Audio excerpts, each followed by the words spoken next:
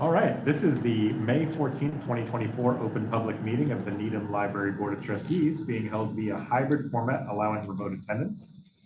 First, I will take a roll call to confirm that trustees, library staff, and persons anticipated to be on the agenda are present and can hear me. Kay Kehoe? Here. Rob Pettit? Here. Jay Fialkoff? That's Michael O'Neill? Here. Megan Small? Here. Joshua Small? Here. And Earhart Grave here. So library staff, including library director, Rob Klein, here. Assistant director, Dimitri Kyriakis, here. Administrative specialist, Jenna White. Here.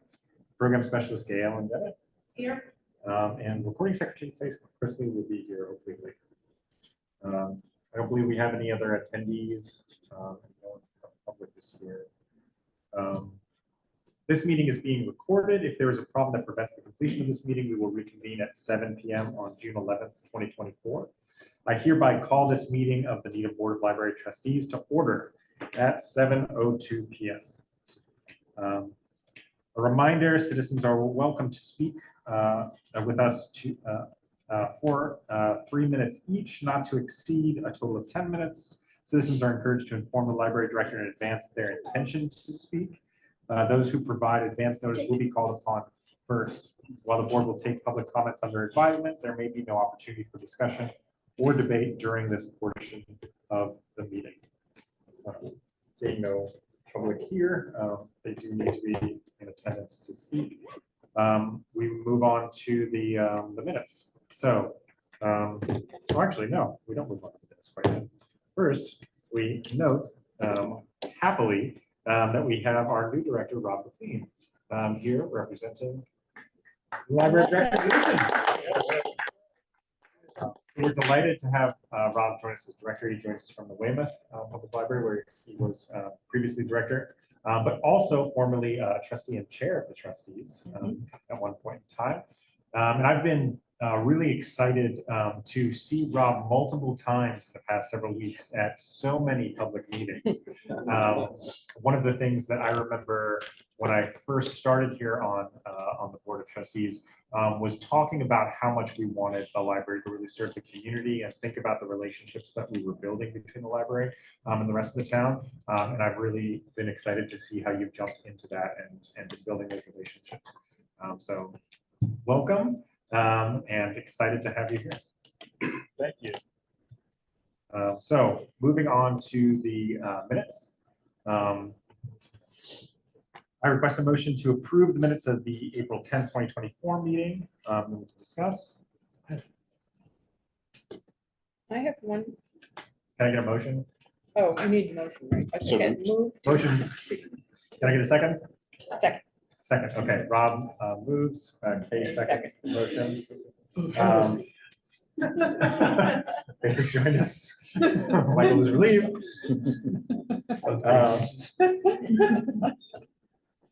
So we will refer to the April 10th meetings. And Kay, you said you had some comments. Yes, just one thing on page 5.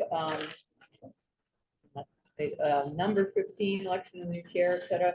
So there is a sentence in there that says Jay Fialkoff will remain as representative to the Friends. Oh, okay, but then just before that, I'm sorry, J. Cahill has been nominated to remain chair of the Arts and Culture. So it's K. Cahill, not J. Yes. Right.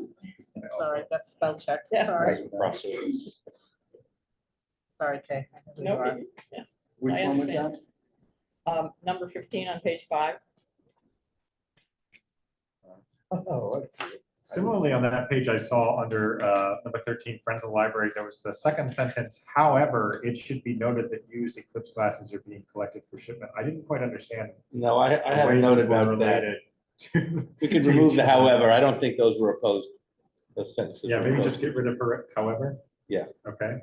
So, amend. I had a couple of small Yep. ones also on page. And this really just grammatical stuff. Top of page 4. They met with Dimitri to review library progress. I think it should be. In the second paragraph, 4 lines down, the sentence that begins with Dimitri. Wasn't sure, if Dimitri noted catalog, the library of things. Felt like catalog. About the catalog, the Library of Things catalog is not a simple process. Where's that? I think that, yeah, I believe it's supposed to be cataloging. Okay, Cataloging, okay, that makes sense. Catalog. Who's that one? It's the middle sentence on page 4, And then I under, had the on however. goal number 2, correct? yes. Other amendments to minutes? I had a few more. It looked like maybe some of the formatting in the director's report got messed up as it was copied into this document. So if you go to page 9, it looks like there's a red items pending under buildings and grounds. That probably should be a new line with a set of bullet points underneath it.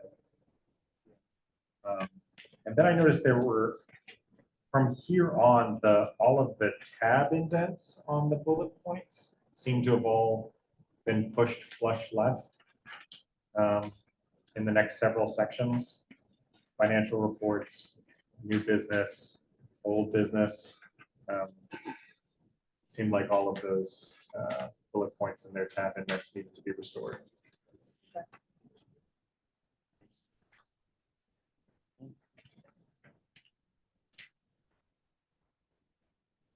I also just noted that in the DEI staff effort section of the director's report on pages 12 and 13, it's really hard to read the rows and column headers.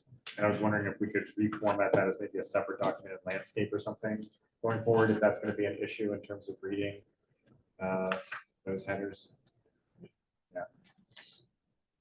Or maybe a small font size. Maybe smaller font size could help as well. But that isn't necessarily a change that we need to make in these minutes. Oh, that's true. Any other changes to the minutes? All right. So we'll call a vote. We're all present, so we can do a voice vote. All in favor of adopting the minutes as amended from the April 10th, 2024 meeting, say aye. Aye. All opposed? All right, the meeting's minutes have been adopted unanimously. Moving on to the director's report. So I'll turn it over to Rob. Thank you. So I will highlight some of the general highlights, not all. So the public copiers is pretty exciting news for the library world because a lot of libraries are moving away from taking money out of the pockets of our patrons in all sorts of ways. Overdue fines was one of those that is really spread across the state and the nation. And I think this type of thing is following that trend. You know, in the future, you may also hear about libraries not collecting for lost or damaged books. Oh. That could be a future discussion. I'm not raising it I here. have a lost book. So All right, so hold off on paying it. You say you're recusing yourself from this? Yeah, I guess so. But this is exciting so that our patrons can use the photocopier every day. You get 10 pages for free as they do with the printer upstairs. After 10 pages, we do ask for, on the honor system, a donation of 10 cents is it a So you page? suggested for it, black but and it's white. not even. Yeah, so there are honor boxes at each of the. You're probably better off just having an honor box without suggesting 10 cents a page, because 10 cents a page is probably would be considered low Or for what add people Venmo. might be looking to contribute. I don't know. Don't cash around anymore, so. It's not a moneymaker or whatever you want to Adding a call it. Venmo is not a bad idea, though. So we can bring Or that idea. something like that. What's the Venmo QR code? Yeah. Is there any, And also have one for patrons that are over 55. They may not have that. Right. Oh, yeah, well, Yeah, keep so me the on a boxes box. are Yeah. there, yeah, but we could see if we could add to it. is there any concern about someone like trying to photocopy a whole book or, you know, that not, I don't mean by, in terms of copyright, but just in terms of like excess use. I mean, every day come in another 10 pages? No, You know, just. or like just if you wanted to pay- copy hundreds of pages, let's say. It was always like that when you went to the library. You But could you had copy to whatever. pay. You had to pay. Right, but here you have to pay after 10 pages. Oh, is No, that what it is? honor Oh, no, system. it's an honor system. It doesn't lock you out. That's right. Typically, sorry. So our staff would be Alert. aware to somebody spending Yeah. an exorbitant amount of time doing that. Okay, so, Hopefully would engage that patron in a conversation or let me know. I see. Yeah. Okay. But knock on wood, this is Nita, and Yeah. we don't have such I don't know, it's patrons here. tempting. I might a lot of copies. Just kidding. All right, I gotta watch out. So that's exciting. Yeah. News. Moving on. How often is that used? I mean, are people making tons of copies over the course of a day? Is that frequently used? Over the course of a resource? day, I wouldn't say tons, Mhm. but it's a needed Sort of recurring use. resource. And printing. Printing, which is You're different. printing much more than you do for a copy. I think that the 10 copies has really helped upstairs with people being able to utilize the computers, because they're like, they'll do something and they say, oh, I didn't even know that I could do that. Yeah, you get 10 free copies. Yeah, And they are excited about it, so. yeah, I was helping a patron a couple of weeks ago, and Yeah. she thought the 10 free pages was for her lifetime. Oh. Was just over the moon Yeah. to realize it was every single day. There are little placards or signs up there that, yeah. Yeah. Wow. Great. So it's a nice move forward in getting our hands out of the pockets of our patrons for a little bits of money. Mhm. But if anybody wants to make a donation in the honor boxes to our friends, that's always appreciated. Moving down to the social media team, we had a meeting, I believe it was last week, and Allison Smith, who's the head of reference supervisor, is heading up that team. It's coming up with some great guidelines about how we can be more impactful with our social media in alignment with the staff time that we have. Mhm. So look for some changes in the coming fiscal year that will hopefully engage us more in the community. Great. After that, right below that, Tamara Dalton, she's our tech services supervisor and is keeping us, all the selectors on track. And we're going to start to meet to talk about FY25 in relation to the budgets that we have for our selectors for what they're purchasing for the collection. We'll be looking at circulation data to inform our decisions to begin to reallocate some resources from some parts of the collection that are not well used to others that have extreme high demand. So there'll be more information about that to come as we meet and plan to make those changes in a considered, thoughtful manner that does not impact any patron's use of our library. You probably understand that there's something there I'm not saying, but Something we'll coming have down a, the pike that we yeah, will. we'll have a full conversation coming up about that and some of those ideas. All good and positive. Following that, summer reading is almost upon us. That's exciting, and the children's room is ready. There's a great theme this year, recycling and reuse that they have reusing to create sort of a nature reserve that kids, as they read, can make their way through this faux nature reserve in the library to highlight ecosystems and the importance of our climate while kids are enjoying their summer reading. There's lots of programming that Paula has planned and prizes. We thank the Denham Savings Bank for their donation of $190 for the grand prize of a Kindle. Nice. That last year, Paula said there were upwards of 900 kids who participated in the summer reading program. So that's a great number. We're hoping to exceed it this summer. A few years ago, they also had this great thing where they were waiting for chickens to be hatched.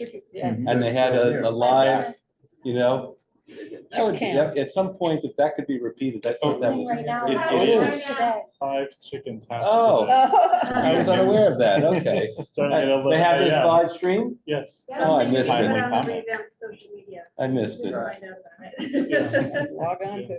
Yeah, so after the I should have meeting, been Your paying grandfather. attention. Go in Okay. and Oh, choose yeah? new Oh, chips. that's great. they're chirping and climbing all over each other. Yeah. Yeah, so we have 2 more eggs to hatch. Oh, good. Yeah, so they'll be here for 1 more Second. week before they Not too late. return to the farm. Didn't know you were a plant. That's right. I know Newman was really happy about winning the children's department, or the children's summer thing last year, so Oh, we were very excited, so hopefully we try. Yeah, so that'll happen again with the schools competing against each other for And that some might honor. get it, and they have the trophy there. Yeah. So they do.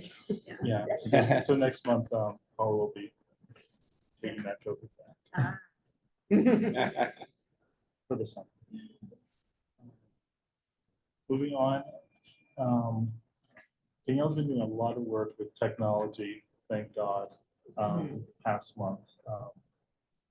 We put in the order for the FY24 capital purchases related to technology, so those should be here by the end of this fiscal year. She upgraded the antivirus on our public computers, and she's worked with the BPL to have our collection of Needham High School yearbooks digitized, which now have been returned to us and are online. So if anybody's interested in going down the rabbit hole of their old yearbooks, you Yeah. can spend hours looking at dozens and dozens of yearbooks now. So Can I ask an IT question, tech IT question? So the you can town, ask. you mentioned, so the town at town meeting just passed the combination of the town IT is now gonna be in the school Yes. department. Is IT here also now going to be under the school department? That consolidation does not affect Danielle's position within the library. Okay. But yes, we report into the new ITC. So Mark is the person we report to, but Danielle is still our key and valued dedicated library tech staff person and our archives. So, yeah, I mean, that's actually a good question. Do you see that it will make a difference here in any way that you're aware of yet? I know it's still coming down. But From what I've heard, the difference is only positive, Mhm. that things are moving along that may have not been moving along. Our phones are being upgraded. Yes, the comments, right? So that's a great thing. And we'll be meeting with Mark to talk about some upgrades to the cameras here and another project. So there's been nothing but responsive from what I've heard.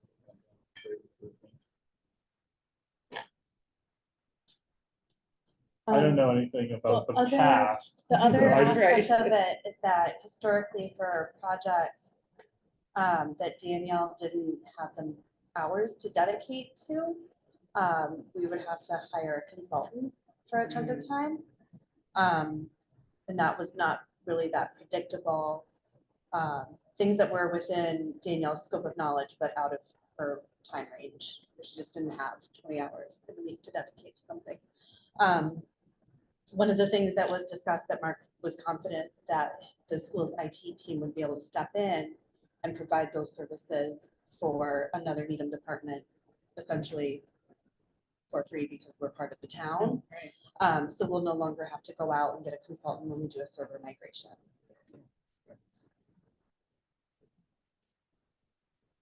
That was the second project that I forgot, Yeah. along with the cameras, yes. the server Yeah, location. that's the other one, yeah. Not something I should have guessed.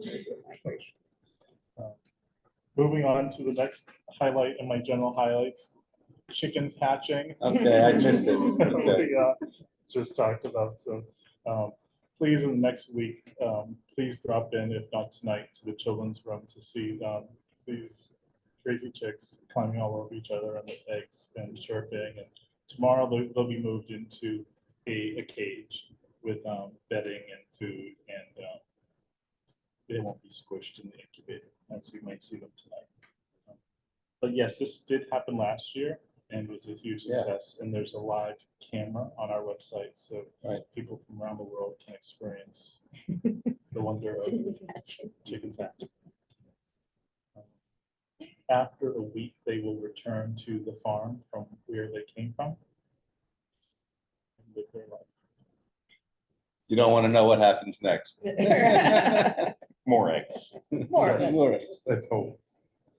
Another great program the Children's Department did in April was they worked with Napier Trees and distributed 72 trees to local families to be planted in Needham. And attending town meeting, there was quite Yes. some interesting information last night about the amount of water that trees suck out of the environment, which can It's a help good with thing, help prevent flood flooding. control. Right, yes. So 11,000 gallons, I think, of Yes. tree each year drinks up. So hopefully 72 trees find a home in Needham backyards and can help control great. flood waters. Yeah. Then moving on to Andy, who's assistant in our tech services department, is doing yeoman's work in moving parts of our collection.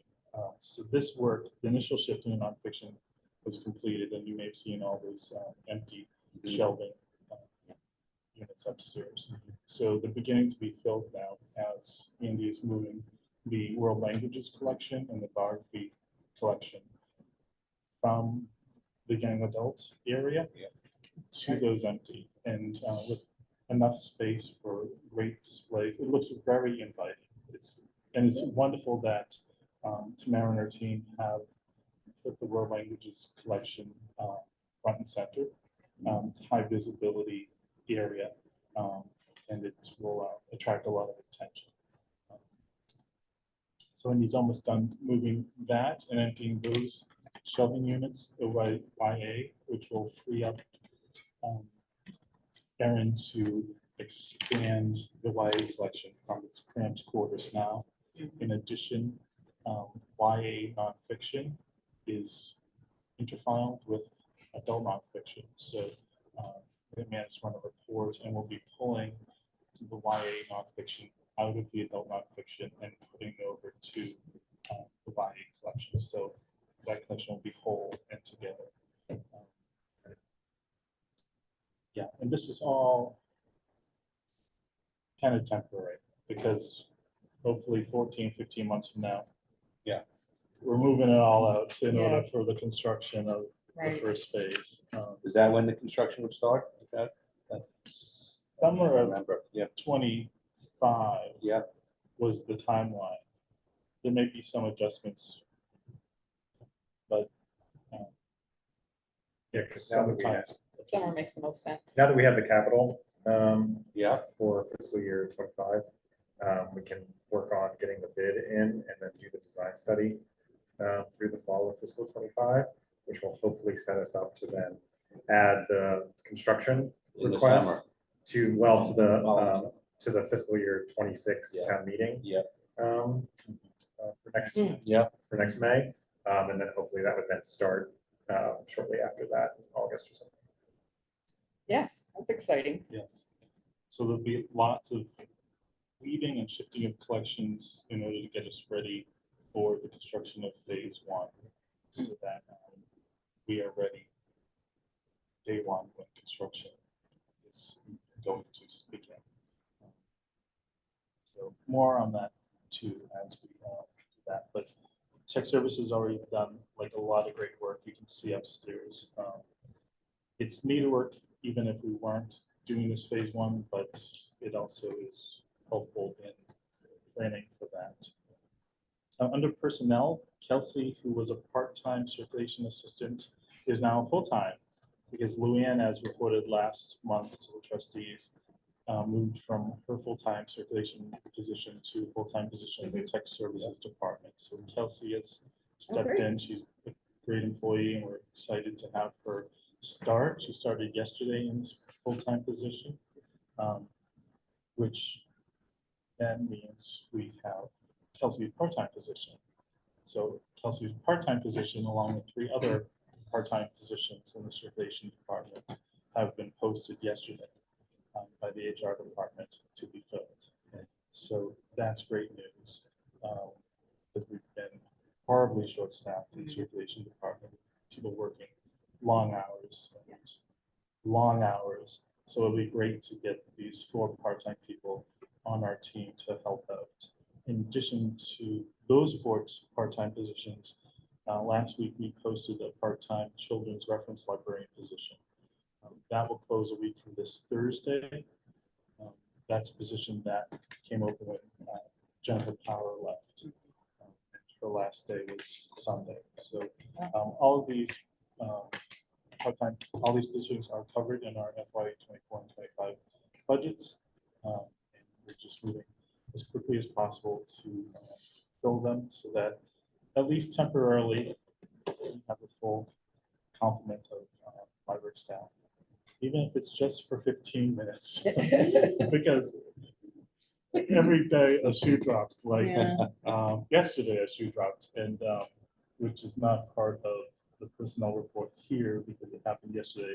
So Veronica, who is a full-time children's librarian, she's been with us for 9 years, gave her letter of resignation yesterday. It's bittersweet. It's great for her because she's going to be the head of children's for the town of Situate.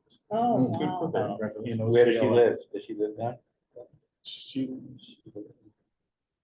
I'm not sure. if She lives doesn't down live there. close to Needham. No, yeah. But we also didn't need to share that in a public meeting. Oh, no, I just meant that she lived in Situate. I was curious whether that was more convenient for her. That's I great. don't want her address. Her commute right now to Needham is Very, really. that's what I was imagining. It might also be more convenient. for her. Yeah.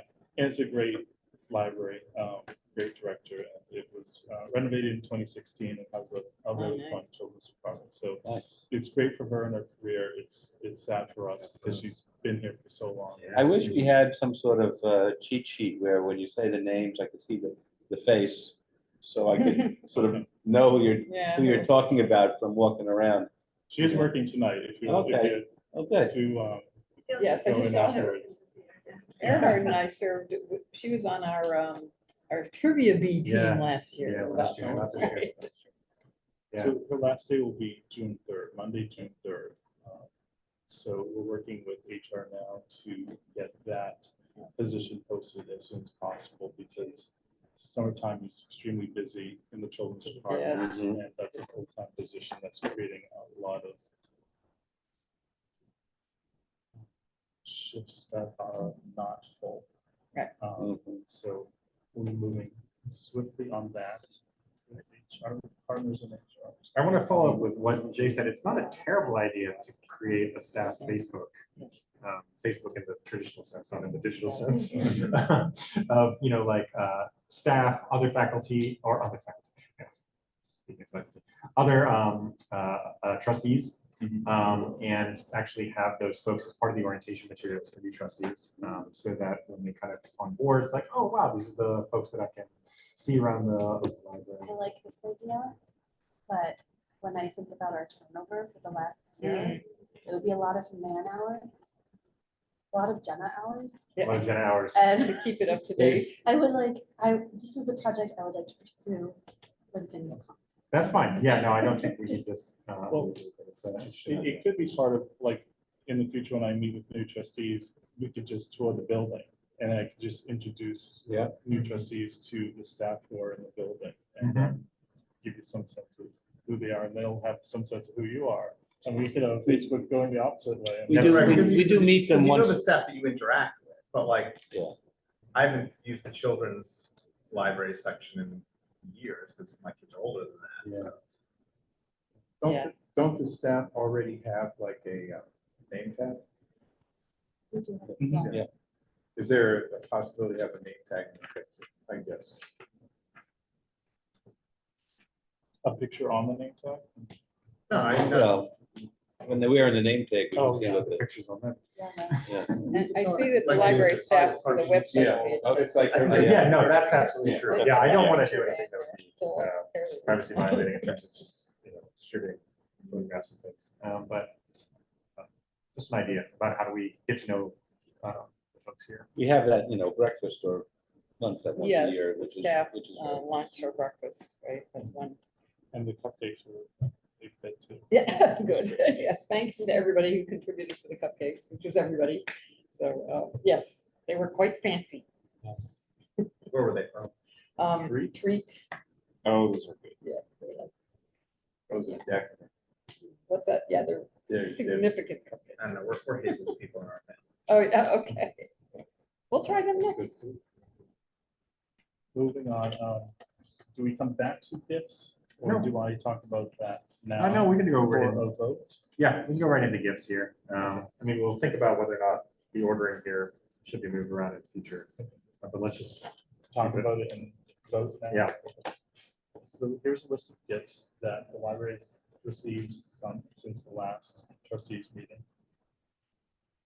By the way, I like the approach where you're going through all of the highlights without necessarily reading it word by word. And I think it's just fine also to refer to the list without necessarily having to recite the list, which is, sounds like what you're doing. And I'm just meant, Yeah, I don't that I'm, I don't wanna comfortable read with, this. I'm comfortable with that approach, Okay, It'll be in the minutes, right? That's The right. director's report is attached Yep. to the minutes, so if anybody wasn't interested, they would have this. So we've had it as Plus the it- appendix one for like a year and a half. And it will go to the select board, right? Right. For acceptance. How does that process work? With the select board? I don't know. Between me and you, we got a problem. Yeah. Somebody, I think it There's just a gets passed. timeline, I submit a letter for their consideration. It has never not been okay, right. Yeah. approved. They have a lot of housekeeping items like that. Yeah. I Block think it's party like a- permits, They go it's just. through very everything quickly. that- yeah. Yeah, I don't want to read this. Right, good. Well, we have five, we have 5 gifts. Can I request a motion to accept these gifts? I make that motion. Second. Joshua, second. And thanks, Faith, Yes. thanks to Faith. Thank God for Yes. faith. Thank goodness for faith, yes. We have faith in faith. I'll count that as our discussion. So let's vote on the motion to accept these 5 gifts. All in favor, say aye. Aye. Aye. All opposed, say nay. Unanimous, adopted, great, passes, accept the gifts, and So building and grounds. Everybody celebrating the elevator is still working since it was repaired 3 weeks ago. Yeah. So That's a gift. it's no longer running by the aid or hindrance of vegetable oil. That's great. The particles that are in the vegetable oil would get into the system. So now that that's over, we have a working elevator so far, but it's not over. As Kay noted in Yeah. the town manager's report to town meeting, there is funding to replace the elevator. Yes. So That was That's great. So exciting. that's a project that is to come.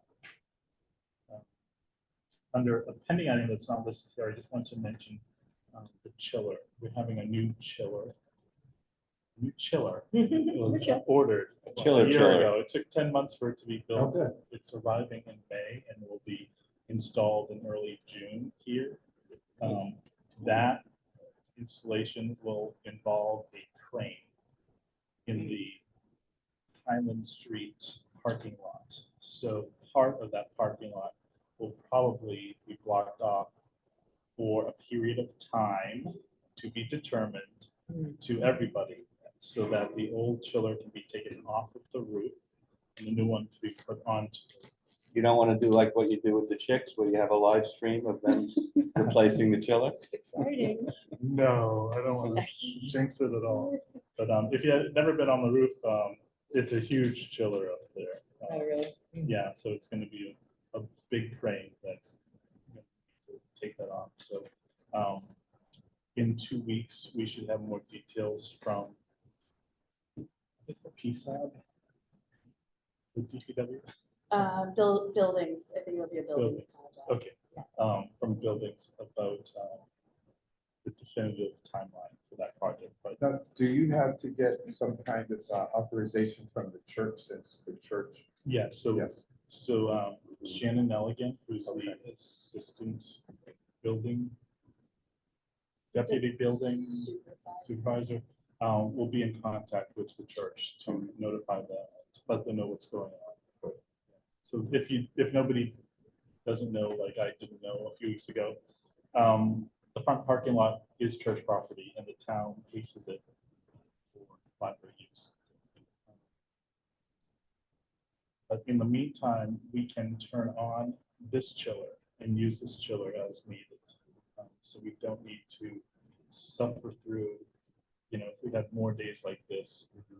Kay was temporarily in my office today. Yes, right. Everybody came in with saying it's like Toasty and, 85. and main circulation, second floor is warm too. It's Yeah. 82 degrees at breakfast. It's, yeah, Oh. okay. So we're able to turn on the existing chiller and use that as needed until it's replaced with a new chiller. That is coming. That is exciting. Moving on to financial reports. I do have a quick question about the chiller. Do we know that that's right sized for any of the HVAC changes that have been proposed by UTL in the space planning study? Because I know that that was an issue in some of the design questions we were looking at. Sort of too late now. Well, this is the question, is like, hopefully the chiller is right sized for whatever needs we have if we're changing some of the ductwork or whatever. We're Yes, not Kay? involved in doing that, but our buildings team is very competent. Yeah. And I'm sure that they've considered average temperatures and increased capacity, because we floored them all. And our medical design is paying. Oh, yeah. From see, Yeah. and I've mentioned the new chiller coming to them. Okay, great. So, yeah, it should work out. Moving on to the financial reports. The operating budget before you, as you could, shouldn't be no surprise that the salary portion of our operating budget is underspent. There's so many of us who are not here or have left during this fiscal year. And expenses are sort of right where they are. For expenses that are books, periodicals, materials, we give our selectors a date of May 12th to order everything by May 12th, so that we can be assured that everything is received before the end of the fiscal year in order for us to process those invoices. So that we don't get stuck with receiving stuff in July that we don't have money to pay for. So we're on track there with our expenses, and It's just my understanding is correct that any unspent salary money basically goes back to the town. We don't get to Yes. keep it or use it for anything, right? right. Yeah. So Andy from Tech Services is working some extra hours for this shifting project. So we're using some of that unused salary money to supplement Andy working more hours than usual in order to move parts of the collection. As long as a part-time employee doesn't average over the course of a fiscal year more than 19.5 hours, then we're good. Oh, okay. And that won't be the case. So that's a good use. Yes, yeah, the money's been appropriated to us for Yeah. use to keep the library operational and for library projects. So it is within our purview to use that money, even if, you know, it's for different departments or different Oh, good. projects. Okay. And that keeps us from dipping into the state aid account. Jenna is shaking her head yes. Because we can roll over the state aid account, right? Right, the Yes. state aid money is ours forever. Right. But the operating budget, we have 12 months to spend it. Right. Yeah. So if anything, that just means we don't have to dip into the cupboards for the library salaries that we have on the state aid account. Yes, yes, that is something that at the beginning of the fiscal year, it's nice to know that we have that for any projects that come up in our imperative, but given our, not just our situation, because it's everywhere, right? Everywhere, every library, every department in town, every industry has had trouble with turnover. Mhm. And it's been we have a number of controls in place to ensure that we are pacing ourselves throughout the year. And that's there in case a project comes up. But no, we, at this point, I think we're gonna be turning back more than we've ever turned back for salaries. At least we have a good explanation We have to a very good FinCom next year when they Yes. say, Yes. you know, why am I getting another DSR 4 form, you know, when you Yeah. didn't spend Mhm. whatever. So moving on to the state aid report, that's was part of your packet. Payments were made in the amount of $2,696.76 since the last meeting, based on what was approved. And stated aid is on track for this fiscal year's planned spending. We do have one request for the trustees to approve an increase to canopy based on the monthly bills we've incurred from last July through April. So we're going to be short to pay May and June's bills. We have $514 left, but we anticipate conservatively to need $1,400, which leaves a balance that we need of $886.00 if the trustees would vote now to let us use that money from state aid. The money is there, and Canopy, if you don't know, it's a digital resource for streaming movies and TV shows. It's quite popular. The last bill, there were 471 tickets used. Each ticket's $1 a piece. So there's great interest in this digital service that we supply through Overdrive. And each movie watched must be paid. So it's per movie that Yes. we, the library So pays, it's right? instant access, but we have to pay per checkout. Could you, because we don't have a draft state aid Of what I just said. account of what you just Yeah. said, could you make sure we have Yeah, that clearly articulated? Because we'd love to vote on it, but we want to make sure we get all the stuff right. Yes. The numbers. Yeah, It is in the director's report. Under new business state aid request. okay, I see it there. Perfect, So yeah. under new business, canopy increased by $886 to accommodate estimated final invoice. And so where's that? Okay, come so out I of for jumped this? the shark. Well, you didn't jump the shark. So that would be just on this, the state aid account, changing the Canopy movie database encumbrance from 514 to 1,400 or something. Line 300 encumbrance on this. Is that correct? Yes. Yes. So do we need a motion at this point? Or- Yeah, we can do that. I can request a motion to increase the canopy encumbrance by $886 to accommodate estimated final invoice. Second. No, I'm requesting the Oh. first. Take well. Then You want to be the mo- first? so So moved. move. So great. Second. Second, okay. Second. All right. Discussion. Anyone want to talk about this? Where does it come from? The state aid. There's, within the state aid Yeah. account, especially at this time of the year, we've estimated amounts throughout the fiscal year. A couple of them have come under estimation, so we've grown a small unencumbered pool of funds there. So on that report, I'm looking at it right now. On the report, you can see there's the beginning balance. Yep. We received our second payment. Mhm. Throughout the month of April, we spent $2,696.76. Remaining is 144, blah, blah, blah. We can't spend the fiscal year 24 receipts yet. and 65,908 is currently encumbered. So if you add those two together, it's still less than the 144,000. Got it. So there's still a cushion in it. And that amount will fluctuate throughout the year, because if we, like, if the Aspen software comes in under, then I'll close out that encumbrance and it will flow back into the annual. Nice explanation, Jenna. Yeah, that's helpful. Any other questions, discussion?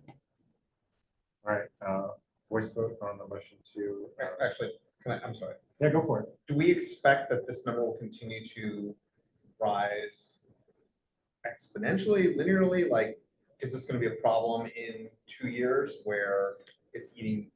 Because, I mean, if Oh, the people are canopy using you're it more and talking about? more and it's costing more and more. So the use of it isn't the problem, our budget's the problem.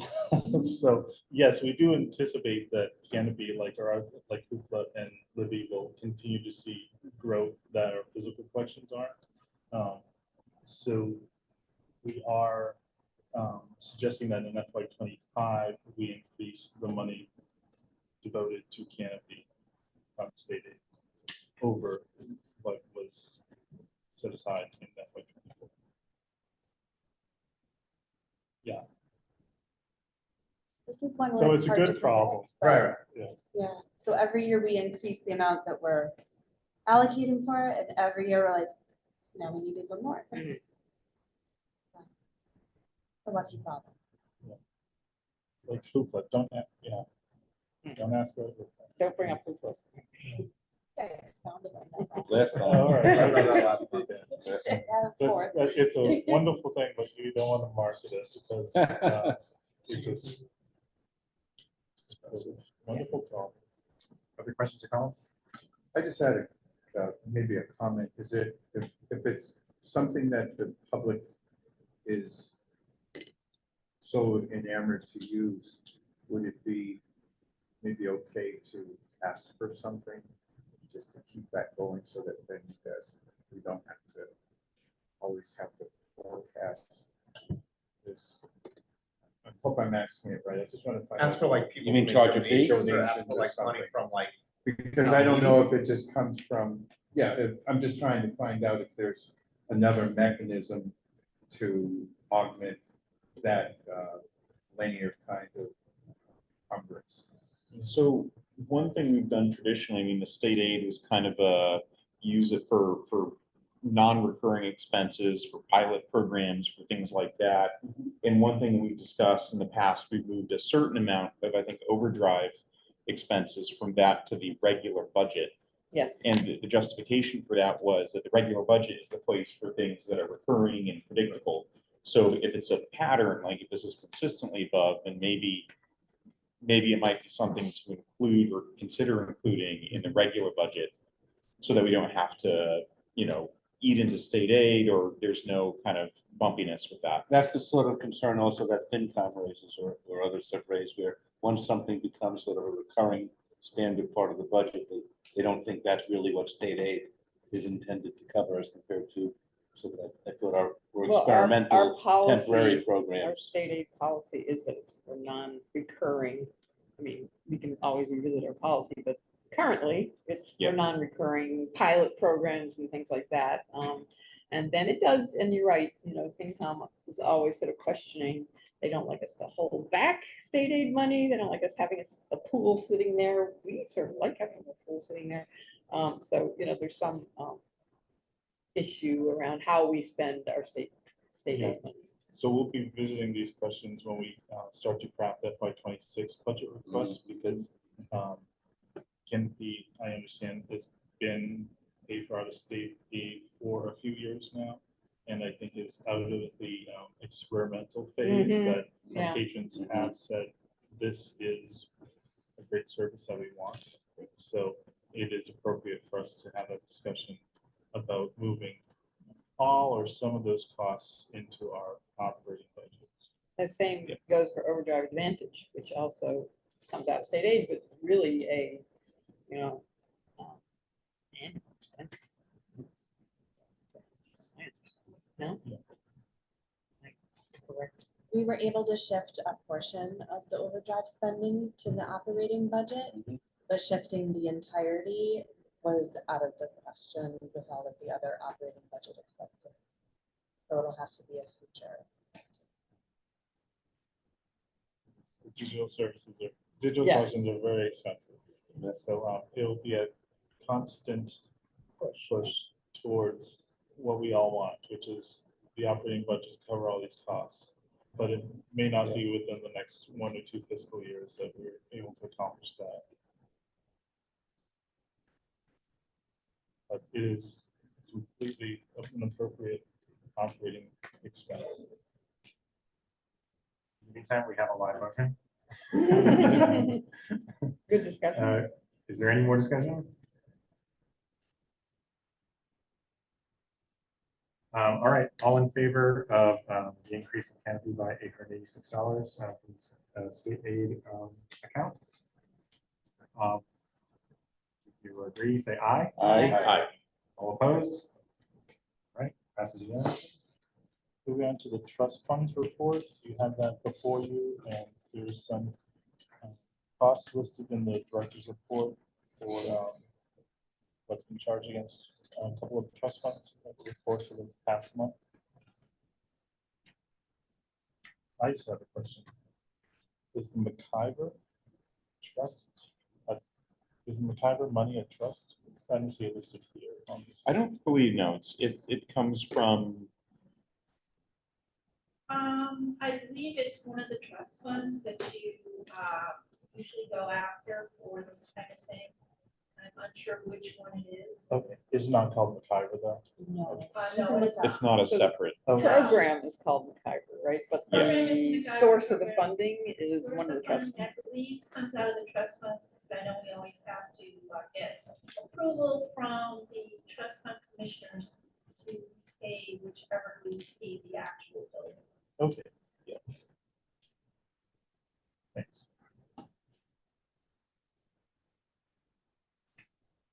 Moving on to the statistical report.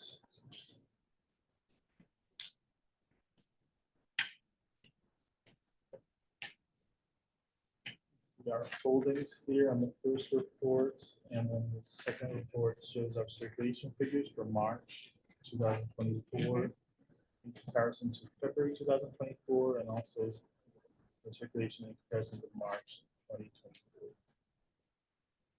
I have a quick question on the circulation, and there may not be an answer to this, but there were a couple, I'm trying to pull it up here.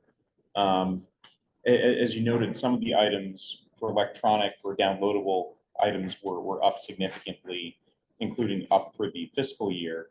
But it looks like downloadable books were slightly down for the full fiscal year so far. Is there any sense as to whether that's a function of demand, or if that's more a function of the subscriptions that we have and just kind of the throughput? Availability. So part of that is with converting from the overdrive out to the Libby app and the availability of magazines and other downloadables. It is kind of artificial boost because more is coming out of that. So Okay. it does make it look like it's very high demand. The books, they're down a little bit, but it's nothing. Sorry about that. It's not that demand's dropped dramatically. It's Right. just that if they hadn't changed the apps, with Overdrive and Libby, it might be fairly consistent. So, but the one big thing is downloadable magazines. That's the one thing they added to change over the apps. They have a lot of magazine subscriptions, and that seems to be really high. So I kind of put it down. The next time up. No, it's all good. On downloadable magazines in particular, because these numbers are shocking. Yeah. 1645 versus 52. In the fall of 2023, Overdrive made a change to the digital magazines so that if you checked out, say, People magazine for a week as a kind service, Overdrive then pushes the next issue to your magazine rack, which means you've checked it out. whether you Oh, want to automatically. read it or not. So Oh. in the fall, when I was in Weymouth, every Friday, our digital magazine checkouts were like crazy. Yeah. And Is that auto function? it was because of this change. So some of this increase is not because a lot of media patrons have discovered the wonders of our digital magazine collection. It's because we're driving is being helpful in getting the latest issue to you, even if you were just looking to read one cover story one month. So But we don't pay extra for that service. So it's not No. extra. no, Libby, we want everybody to use everything all the time, because, we pay for it once, and Hoopla is a different story. Yeah. As Jenna probably told you last meeting. But it does sort of artificially skew our statistics. It does, but it does for the whole world. Yeah. So, Just gonna grab a tiny bit of water. I will be back in like half a second. Can you remind us, I know I've asked this question, that's me. Can you remind us what transfers refers to under registration? can I? No. Can- I can guess.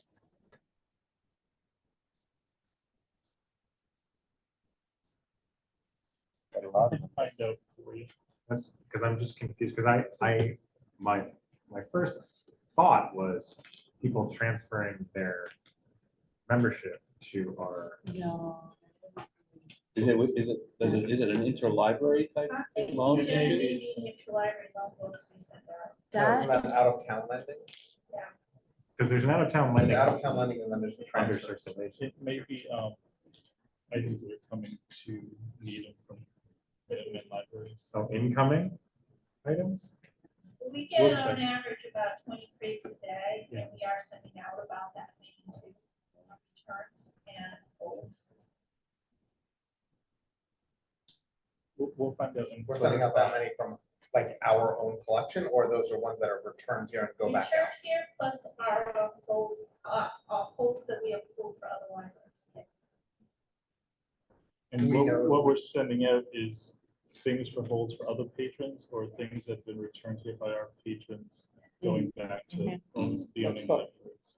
Do we know, I assume somebody knows, how many we borrow, how many are inbound versus outbound? Like, the Massachusetts Board of Library Commissioners does track that statistics for all libraries. The emphasis is on cooperative lending, so libraries that participate more in either direction as part of a complicated calculation through the ARIS report do receive an additional portion of state aid. So they allocate state aid according to the libraries that participate more heavily in that. So there isn't a preferred net borrower, net lender. It works both ways to be a cooperative organization. So the 3 parts to the calculation of library state aid. One of them is the NRC, the non-resident circulation. So the non-resident circulation is a number you want to see high because depending on the funding each year, but it could be like 20 cents per checkout. And that is a non-resident coming here to check out. Actually, physically. Yes, Oh. yeah. So those numbers we like to see high. If you've got friends in Wellesley who want to come over and check out a stack of our stuff.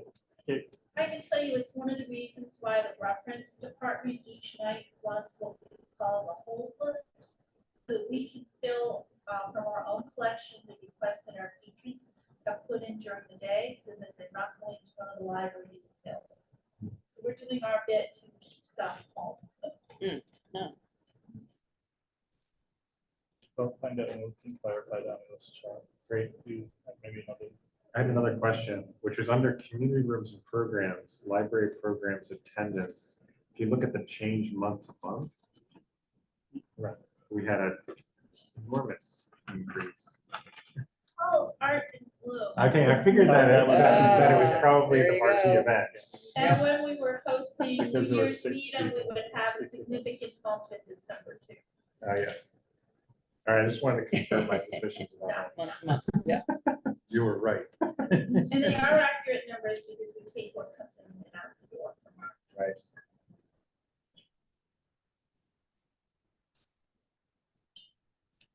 Post to Facebooks are way up too.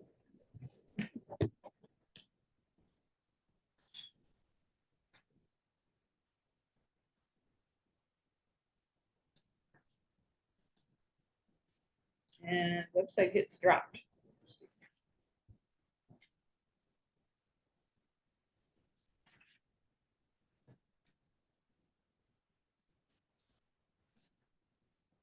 That's because all those candidates for library director stopped doing their research. For all the website. It's still up for the year. So, Moving on, we have the DI report. Which I have to tell you, this is like excellent that you guys have this and that Minuteman is able to make this possible. This is great information. You can see there's additions across formats and demographics for the collection as well as the different subject areas. Yeah, this is really helpful. And this is just for the physical collection. Our digital collections have a lot to offer too. And when we meet with the Buchla representative, which we did last week, and when we do Vote Drive, our annual meetings, incorporate reporting on their collections, or in Libby, Minuteman's or our collections and how they measure up.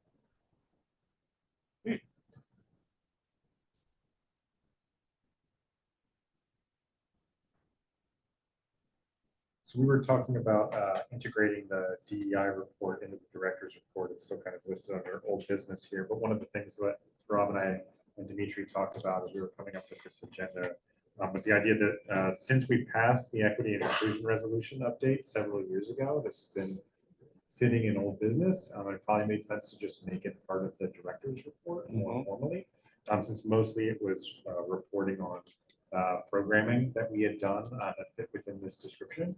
And we did want to continue to highlight those elements. And so I think going forward, we're going to try and just incorporate that as like we do with the statistics report and finance reports. So, for example, if there were programs that were held that fit the definition, they would then appear under DEI in the director's report. Is that what we're saying? Yeah, so I think the idea here would be in the same way that we now have a statistical report that is specifically looking at new item acquisition that fits this, we would also then talk about programming. That's hitting that particular theme. And any staff development that Staff professional development that touches on.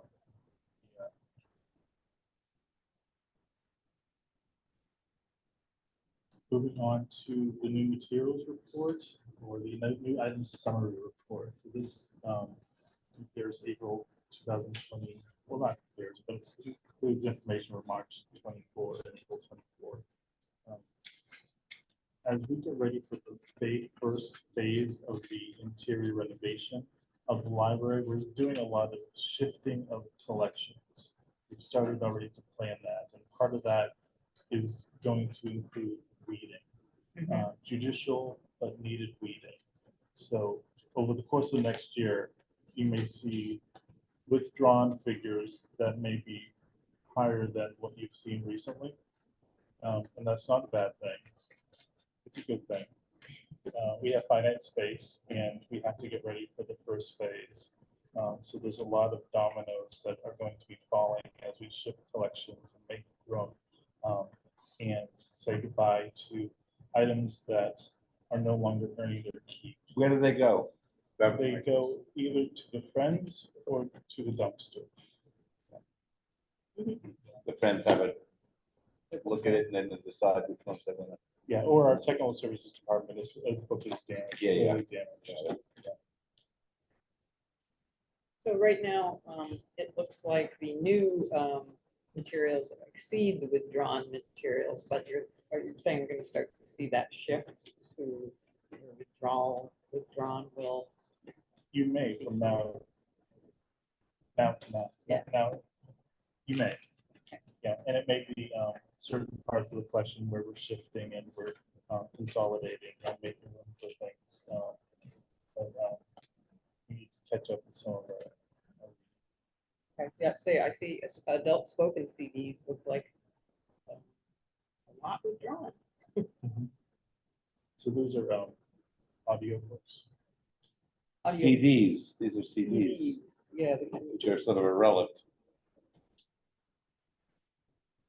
Thank you for that reminder. I know that often makes people nervous when they see With all these, lots of books going out the door. where's all our books going?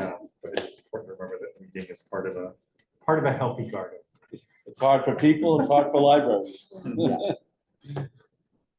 Libraries are people too.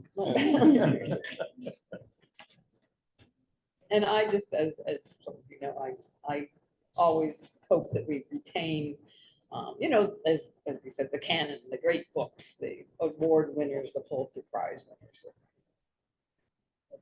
We have those accessible in one form or another. We're also aware of if we are going to read an item that is the only item in the network. I was gonna say, we do check Oh, availability in other okay. local Yeah. libraries. Right. Okay, does it make sense to coordinate that That's way? important Yes, to consider. because there's some wonderful, somewhat obscure books that, I sort of search sometimes for interesting.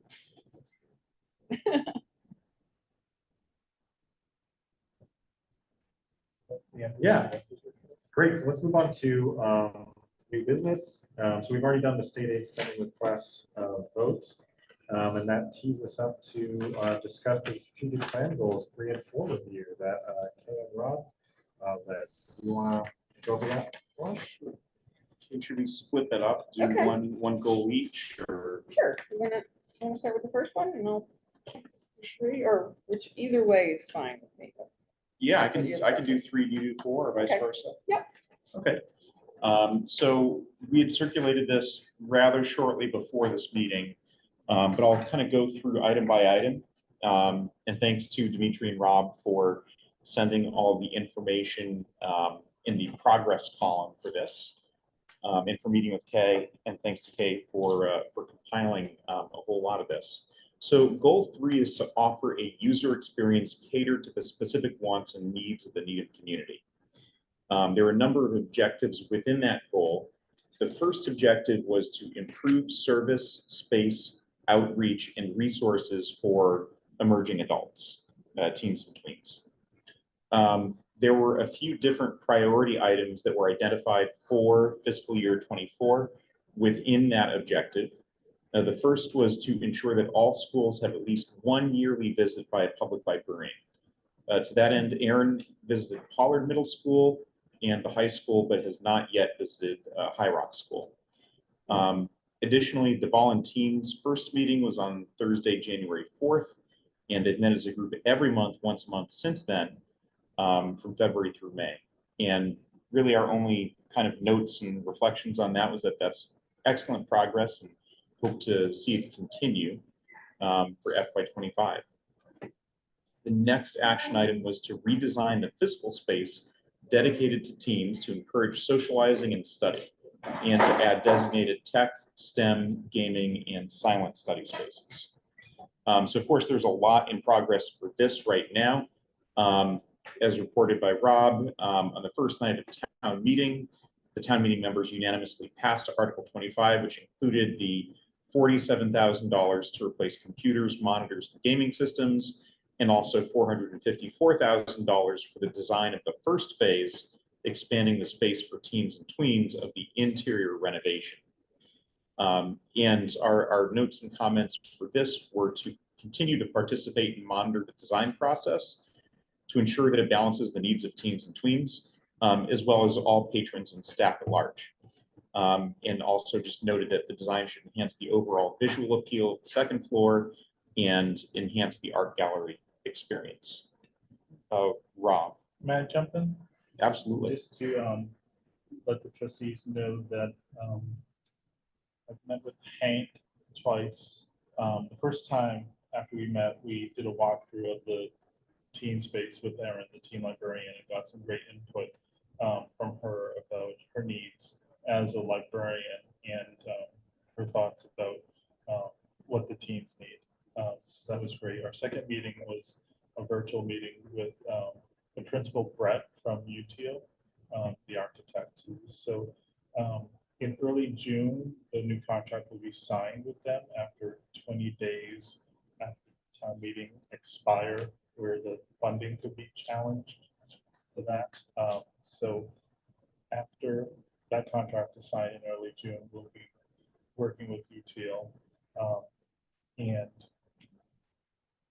we are thinking that in August, Brett will come with Hank here to your trustees meeting to continue that discussion from last year about the first phase. But we are moving ahead. We've got the funding, and there's a lot of work to do. It's exciting. So, it's really exciting. I'll continue to serve as a user representative to the PVPC, and Rob will be sworn in, like Kim was as the other user representative. Perfect. Yeah. So my name will go to the select board at their May 28th meeting to be approved as a user rep. Yeah. And then I'll get sworn in by the new town clerk. Oh, okay. Okay. And Earhart as well? Or? No, I think I'll. I don't think I need. As I don't think I need to be Rollover. re-sworn in. Okay. Yeah. Have we already started the negotiation of the contract so that when 20 days are up, we'll be ready to sign as compared to just getting started? Yes. Okay, Yeah, Hank has. okay. That's great. Great. The next priority item within that objective is to start a teen advisory board to work with teen specialists. Erin has kicked off the Volunteens group, as mentioned earlier, at the start of the new year. The first official meeting had 5 attendees with 9 applications coming in throughout the month. It's a volunteer group for 12 to 18-year-olds who'd like to help out the young adult department and just general happenings at the library. Also be a great way to get teen input on how they would like to use the library space, which I imagine will be very helpful in the coming year, and what kind of programming would appeal to them. And our only comments were just to continue with that progress. That was a great update for FY24. The next priority action item within that objective is to investigate hiring more teen room staff. To that end, there was a DSR4 submitted in the FY25 operating budget, which was unfortunately rejected. The library team will fine-tune the approach and re-request that for FY26.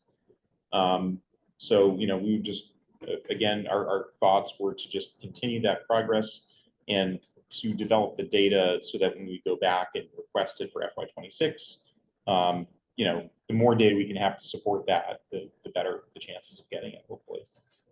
Can I ask if in the next version of this, we explain what a DSR4 is? Because our friends town finance department will understand what that is, but the public won't. And that goal was to eventually kind of synthesize all these reports into one document and share that publicly. That's a very good. I'll highlight that in my draft right here. Basically, things outside the capital budget or the operating budget, isn't it? Sort of extra requests beyond the operating budget and the capital budget. Is that correct understanding, or is there something else? It's sort of additive, right? Funding staff outside of the operating budget does get really tricky. While we have an encumbrance in state aid, it is not to hire any additional staff. This is something that hiring staff affects more than just the library. In any department in town, it does end up increasing the amount that HR does, increases insurance and liability. in the past, I believe that we've been told, you can correct me if I'm wrong, so I read those, but it was a while ago, that doing something like a grant-funded position is really scoped out, but that this would be really tricky because we wouldn't be hiring for a limited amount of time. Mhm. And to, when we do the DSR4 and we add it to the operating budget, it also allows them to plan for future years as well. And that's the most sustainable way to hire staff. If like public health is looking for a discrete project and they're hiring a grant-funded public health nurse, based on, you know, a health crisis, like, that is a source of funding that they're able to utilize, but it's different for us because we don't apply for a grant, you know, for a few years of a salary or something.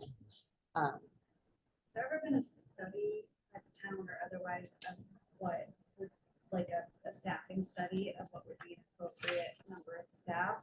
Because I also would like an explanation what DSM-4 is, but if we have fewer staff, which it sounds like we do, then what would be recommended for a library of our size? Is there a way that that could be brought to the town's attention, and understanding that more staff for the library affects the town and everything, but could there be, has that happened?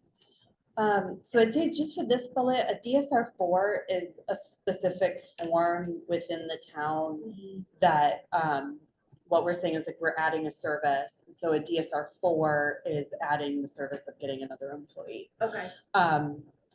So we could even rephrase that sentence to say the fiscal year 25 operating budget request was submitted with a request for additional funding for a part-time librarian, and that would cover it for the public. So we don't have to really have it in this DSR for. Right, we could just say actually request is in the submitted. operating budget. Okay.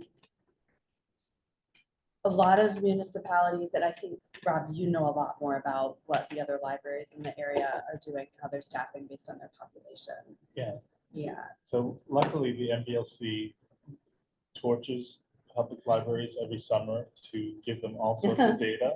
Yeah. And then they make it available to us. Yes. Which we can use to show local decision makers how we compare and how we don't compare to our population groups, our neighbors, our network, sister libraries, or similar communities throughout the Commonwealth. So part of that conversation, FY26 will involve that data that is available to us that shows that having one FTE as a team librarian is unusual for a library system that's this busy. And will only get busier with our new wonderful phase 1 construction project. It sounds like that gets to the same end. I was thinking that, you know, in like the private sector, we hire consultants to come in and say, do you have the appropriate amount of people in the departments for your size? So it sounds like we can derive that information by comparing us to the MBCLA and whatever it is, and the MBLC's information. Yeah. Okay. So like relative to, so I guess what you're getting at is relative to like Wellesley and Weston and Newton and. Yeah, or we could do it by population group, we could do it Right. by network, we could do it by But neighboring I guess my question is, we are under relative to our peer towns. or some, so, yes. And we will have that data when the state gives it to us over the summer. We have the data now for FY23. FY24 won't be available to probably after our FY26 budget discussions. But And there's a set of peer towns that we've kind of Do the unofficially comparison. done benchmarks against. We kind of just pick towns that are along Route 128 west of 93. That's again very unofficial, but using the MBLC data, you can show what the FTEs are per 1,000 residents. If you could That's track kind of down that report sort of that you had put together, the chart, because he hasn't Yeah, seen that, that- maybe there's a way we can, That's probably Share current as of that. FY22, but I'll send it over. It's kind just of as a interesting reference. statistic and circulation Like and the same thing, everything the else, same thing they budget. send out about the schools every year, where. Yeah. Or Right. similar data, similar comparative data. Well, it's a comparison against peer communities. So I can send that. And your way. also, anybody who really loves that stuff can go to the MBLC website and it's there, you know, you have to dig through, but it is out there. Yes, the Which raw, Rob the more or less raw data is out there. So it's just a matter of like pulling the peer communities and putting it in a bar chart. I think it's, yeah. And convincing the town. But when you can show that, oh, by the way, our funding is less than the average of our peer communities, which it is, that's the helpful data point. So. Start. So historically, I can tell you that we actually had quite a lot of staff up until 1990, which was our bad year here. Yeah. And it has taken us 30 years to get back to what the level was before that. The last replacement was finally getting a full-time young adult librarian. So it's taken us a while. My position was full-time. Yes, it was full-time before that. Yeah, in fact, actually, it's Jenna's position. It's the last one that finally got replaced. So it's taken us over 30 years to get back to where we were previously. And that was for the smaller building. Thank you for that institutional memory, Dave. Yeah. And I'll remind us that in our strategic plan, under goal 1, objective 3, we have an action item to create a 5-year ideal staffing proposal with personnel costs that factor in demographic trends, potential staff retirements, readjustment of current resources, and audit of future needs. So and I assume that is something that we will do in a way that is hopefully a strong proposal to the town to actually make good on, rather than an ideal scenario that we imagine. Yeah. So you want to keep marching through this, Rob? Let's, and I will send out those statistics momentarily. So moving on, so yeah, the next objective within goal 3 is to improve service, space, outreach, and resources for seniors. The first priority action item is to ensure monthly visits to all nursing homes and assisted living locations. The progress in this is that it is ongoing. Staff is creating an outreach plan and determining specific locations. There's a pop-up kit for outreach being procured. However, due to current staffing, there's not sufficient staffing to accommodate regular visits, with desk staffing being prioritized in the short term. So for our comments to this, we would just urge to reevaluate the outreach plan and assess which populations in senior residences of the library staff can best serve, given the current staffing shortfall. Yes, and Rob, you had said to me, which I thought was an interesting comment, that within each of these, senior communities, there are people at various ability levels, some of whom are healthy and active enough to get over here themselves, right? And others who are a little bit more, I guess we'd say housebound, who might, need our services a little bit more. So we're talking about evaluating, which groups, which of the seniors are would most benefit from visits from staff here. So take a look at that. The next priority action item, was there any more discussion on that one? Not okay, I'll move to the next one, which is to review materials by mail and explore the potential for expanding the service. Just by way of background, materials by mail is where, and correct me if I'm wrong, but materials go out via US Postal Service, which I believe handles it for free. They do, so as long as somebody can't physically come to the library, they'll let us know about that. The US mail will do it for frequent pickup. That's has been funded by friends. I know in a lot of other communities that the US mail would like to not do that. So we've been trying to keep that up. So even if you have a little bit of a lapse go, they'll pick up on it to say, you know what, we don't have the staff. So we've been pretty consistent with keeping up with that program. We have an average of 50 to 60 users. Karen Donahue does a terrific job with, basically the folks. She keeps that list fairly up to date. Includes May not be utilizing it anymore. That's a fantastic outreach. Yeah. For folks who can't physically get in the library, and thanks to the Needham Post Office for Yeah. Yes. doing that. So in terms of progress, aside from sort of that general summary, Jill Myers, one of our circulation assistants and a resident, is involved in the traveling meals program in Needham and has spoken to library staff about the possibility that some of their clients might be good candidates for materials by mail. So that might be a way of helping to keep that list current. And then Rebecca Hall, the coordinator of the traveling meals program, wants to help connect those folks to the library and has started sharing an application for the materials by mail program with each service stop to residents in September of last year. And we added a few new patrons since then by that method. So that's sort of a way to continue proactively reaching out to these communities that otherwise may not be able to let us know that they need this service. So for trustee comments on that, just evaluate and continue the progress of developing the materials by mail program, which is really a great way of reaching out to the community.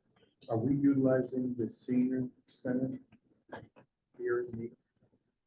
Is there some mechanism that is reaching out to something So that here- already exists? The travel meals are company called that. That's been our way of. They usually do so many programs of their own. They, you know, staying in their lane, we're staying in ours.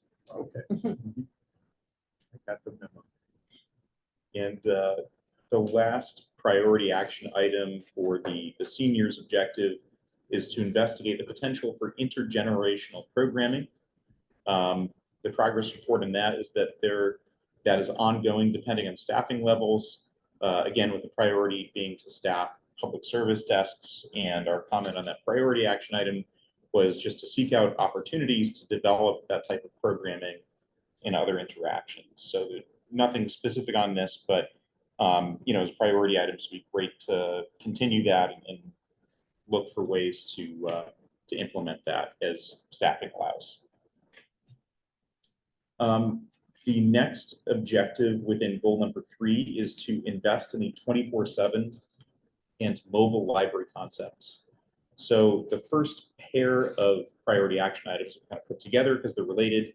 First is to create a cohesive library communications plan, including set standards, regulatory processes, and timelines, as well as to develop a library style guide for marketing, design, language, social media, etc.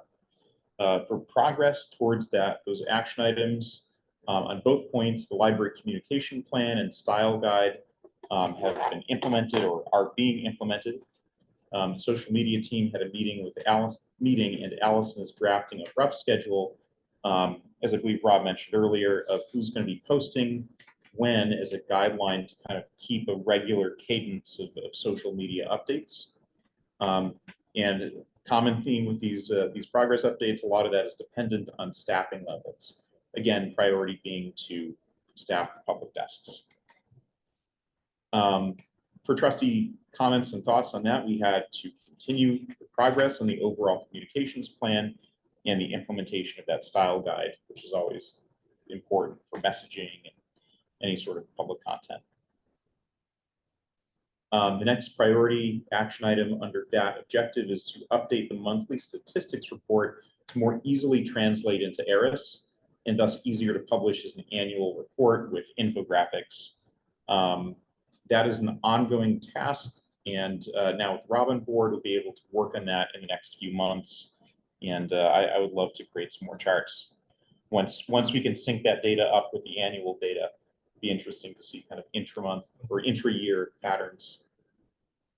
And for thoughts on that, we'd like to continue the progress to implement the monthly statistics consistent with ERIS for FY25, and then to present that data as we do now with circulation statistics in the monthly report.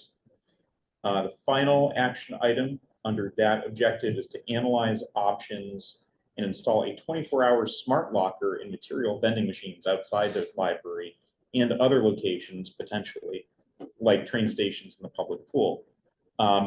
The progress on this is that there's been a lot of research by library staff And having done the research, the MBTA would not allow this on their property, their train stations. And given that the pool is only open for 2 months in the summer, that wouldn't really be probably a good ROI for this particular item. There are questions relating to staffing and how that would be implemented, because there would be, I imagine, multiple times daily of filling the lockers up. And I guess you don't have to take stuff out, but you have to fill them up and ensuring that they are maintained. And there's more investigation needed for the feasibility of the lockers, which are a really cool idea, but there's a lot of ways that they could probably go sideways. And for the trustee comments, and open for discussion as all of these are, but we said to reconsider the possibility that these lockers may not be needed.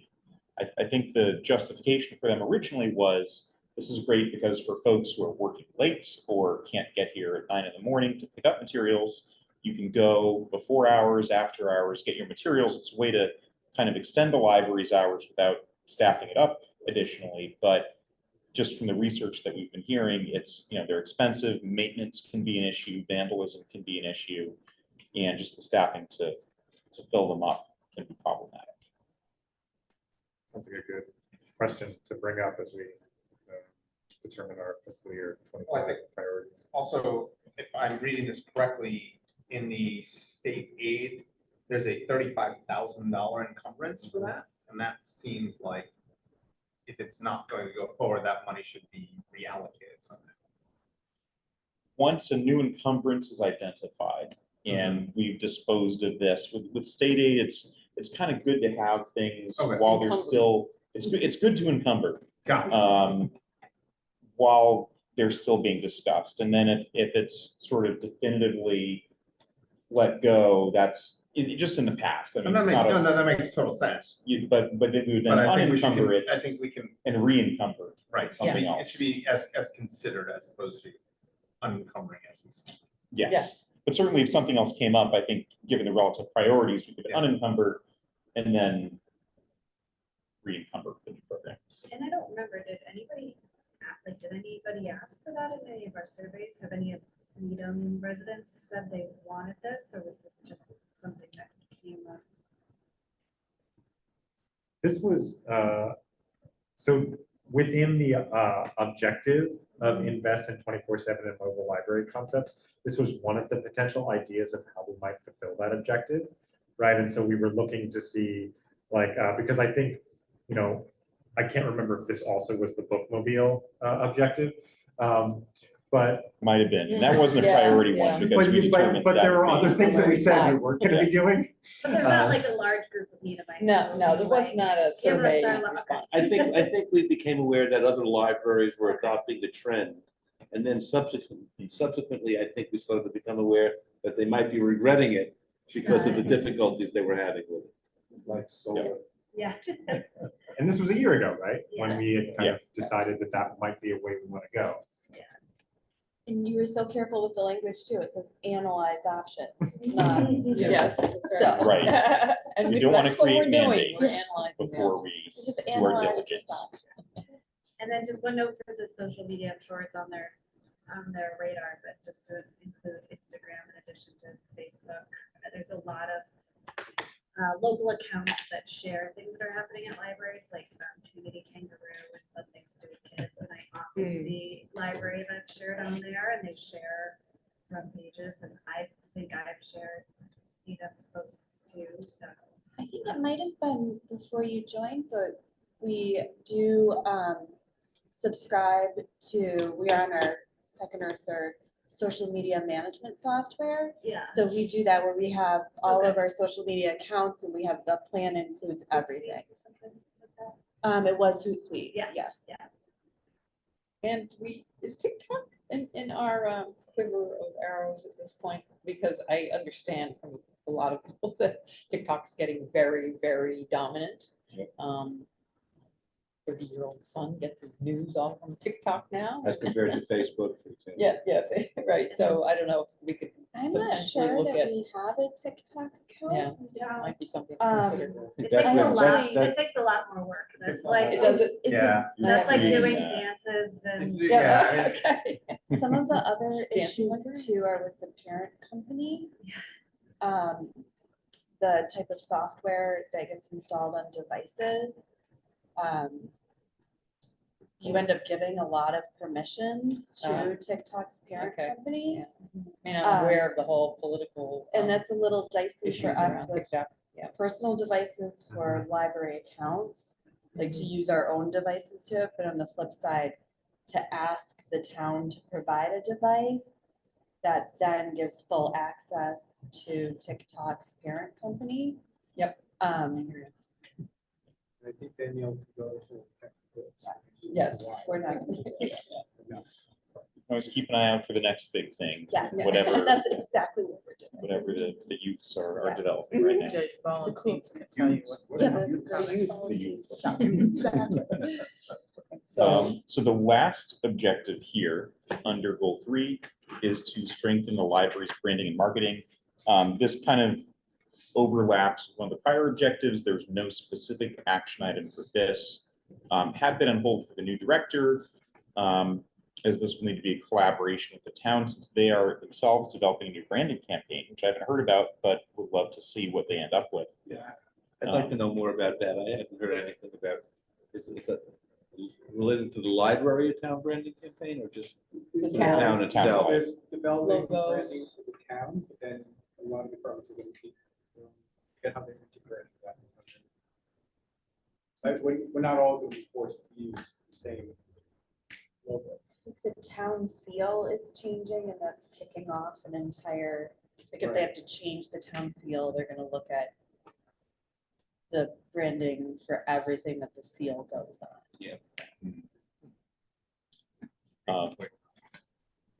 So for comments on that, just continue implementation and collaborate with the town. And I will pass it over to Kay. Okay. Move any further on goal 4. I mean, on goal 3, we can move on to goal 4 here. So the first objective was to anticipate ongoing needs for accessible and current collections in various formats. So this is something that is an important goal. We haven't really been moving ahead on this year, but in FY25, that will certainly be an objective, and we will, as our trustees comments, that we will, as intended, identify present and anticipated future needs for accessible collections. And by accessible collections, I think we're talking about things for people who have impairments, like vision impairments or hearing impairments, and developing those materials more. So equity, diversity. Rob has a question. Yes, Just a comment, Rob? just to, just make sure the trustees and listening audience knows that, libraries, including us, for decades have always had accessible collections, you know, audiobooks and large print and things. I think this objective maybe wants to urge us to maybe think beyond what we've been doing and make sure that, you know, for digital collections and everything that we're doing, that we're always have the thoughts of accessibility in the forefront of what we're doing. Okay. But we That makes do sense. have accessible. Well, yeah, it's not, I collections, didn't mean to create the impression that we yeah. don't No, have no, I these. We mean, have we have a you know, deep from what I well wrote, it's- of large print books, for example, and other accessible materials, but we want to kind of, that's a good point, perhaps expanding into the digital world on that. Okay. Great. Equity, diversity, inclusion, and belonging are core tenets of all our material collections. We have proposed to audit the collection for EDIB titles, and the library does and has been over the last several years very much expanding those holdings. Previously purchased items in the collection have been audited, and staff members are following internal procedures to document the EDIB qualities as new materials are acquired and part of the collection process. So starting in March this year, we have a new report for DEI items, monthly report.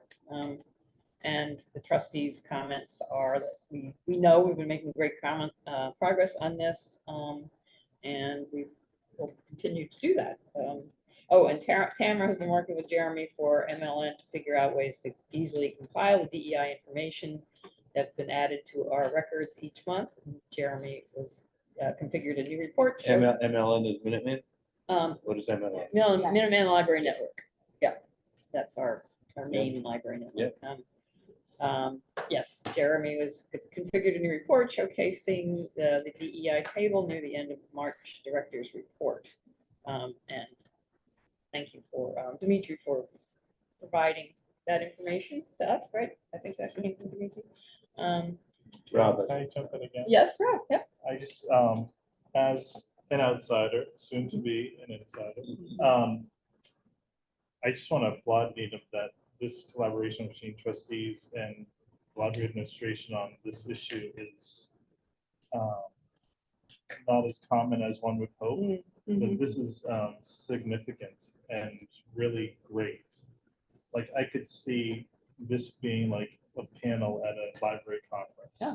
You know, where we are talking about Needham's experience and why this is important, how we make this happen. Like you guys should be really proud of yourselves.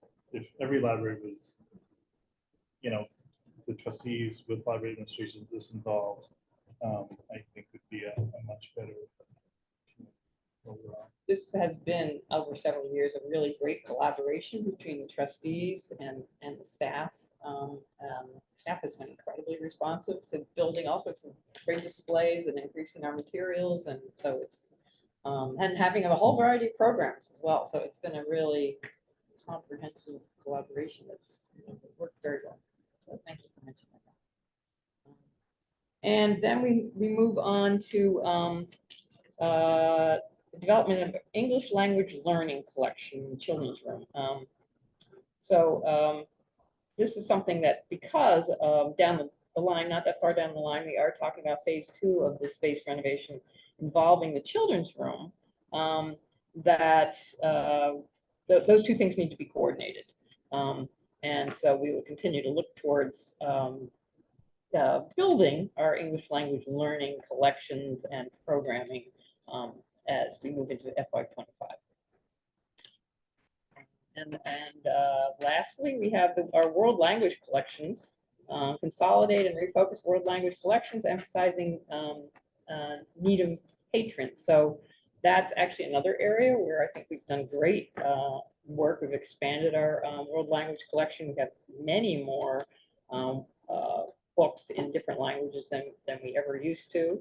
The goal is to assess the entire collection, to read as needed, to study circulation data and assess spoken languages in Needham, which we are getting. Needham is becoming more diverse and with a whole variety of international populations coming to town.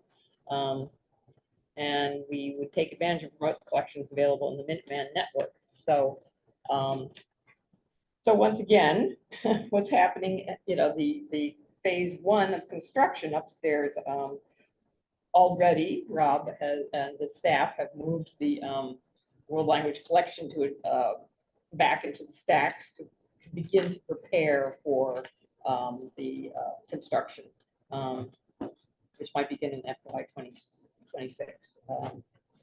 We've been relocated to a nice high visibility area beginning of the nonfiction collection with enough space for growth and book display. So it's a good spot. And I see that the staff has reported that preparations are underway to add titles in Hindi and Bengali to the world languages collection. And so we planned our trustee comments so that we continue planning to be ready to accommodate the upcoming redesign of the teen space and continue the already significant progress in establishing our world languages collection.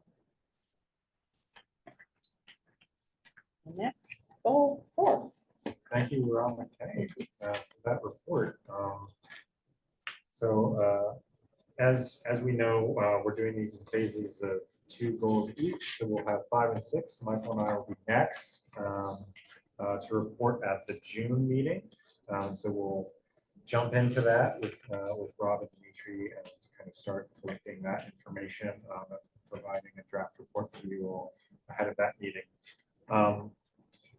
I also want to remind folks that one of the things we're hoping to get out of this is not just our like bylaw mandated report on our progress or work against our strategic plan, but also to be informing our FY25 action items as we imagine what we're going to be prioritizing for that year.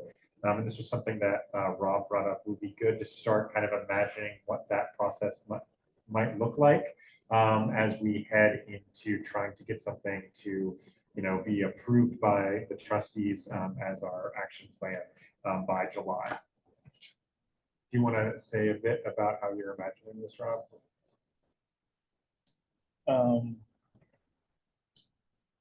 FY25 plan. So yeah, so yeah. I think it's important maybe for June.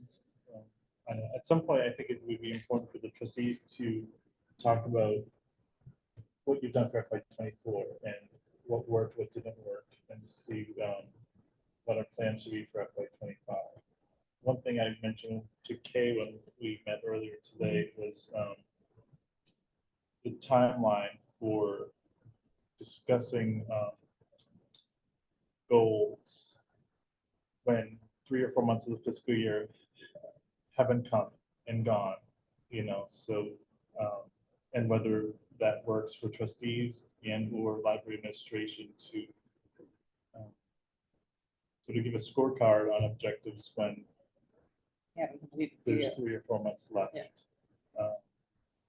But at some point, we have to hurry up and get this all done for the new fiscal year. So just something I think for the trustees to discuss, maybe in Right. June after 5 and 6 to discuss sort of a review of what you all think, how it went, and then we can plan for any changes to talk about at the July meeting.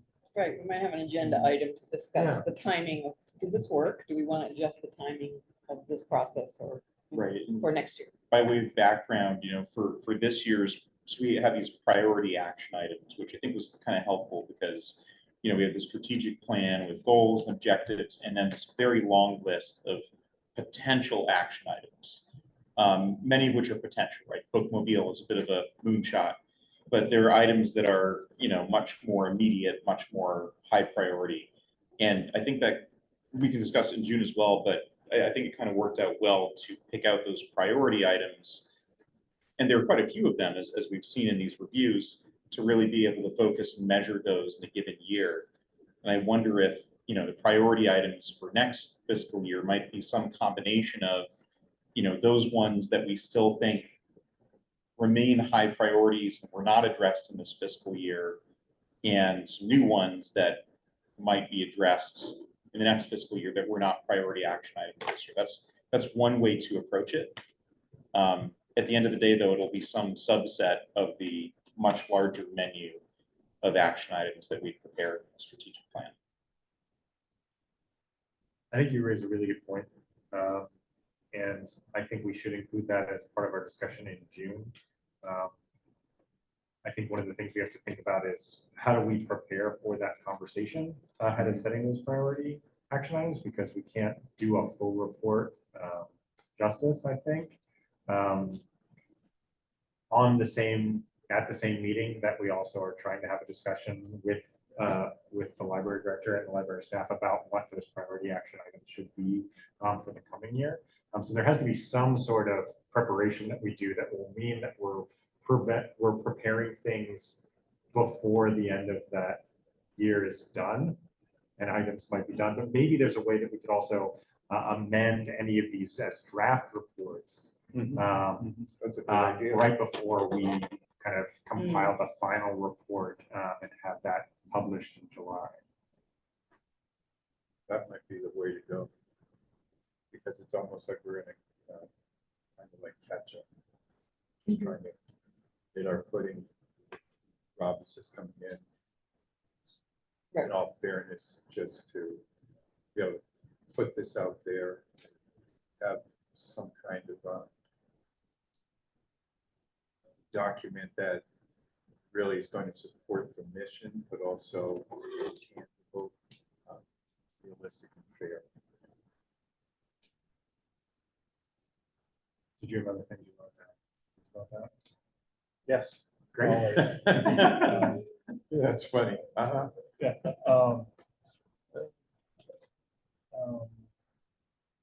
I think the June meeting would be great to sort of revisit the work done in FY24 and the goals. And then in July, if library administration comes with, and we have a full discussion about FY25 goals and objectives based on our discussion in June. And also it gives us a couple of months to meet with library staff to start to imagine some action items that we can accomplish.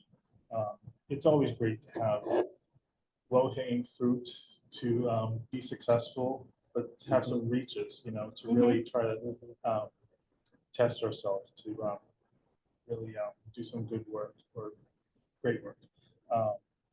So, we would need a couple of months to work with our staff to come up with some really successful and impactful objectives or action items, I should say, for the objectives, for the goals, for FY25.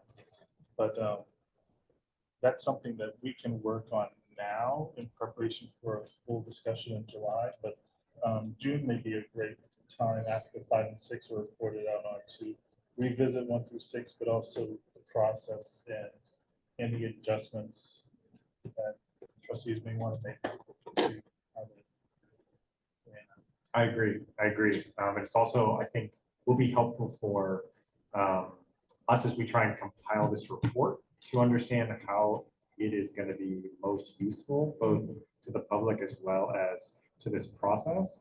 Because I was noticing as I was, looking over the trustee notes and comments that Robin K prepared, there was a lot of continues, which suggests that there's a lot of priority items that maybe the expectation is that they will carry forward, but that may not be the right decision based on, the evaluation that you and the staff come up with as to what we prioritize.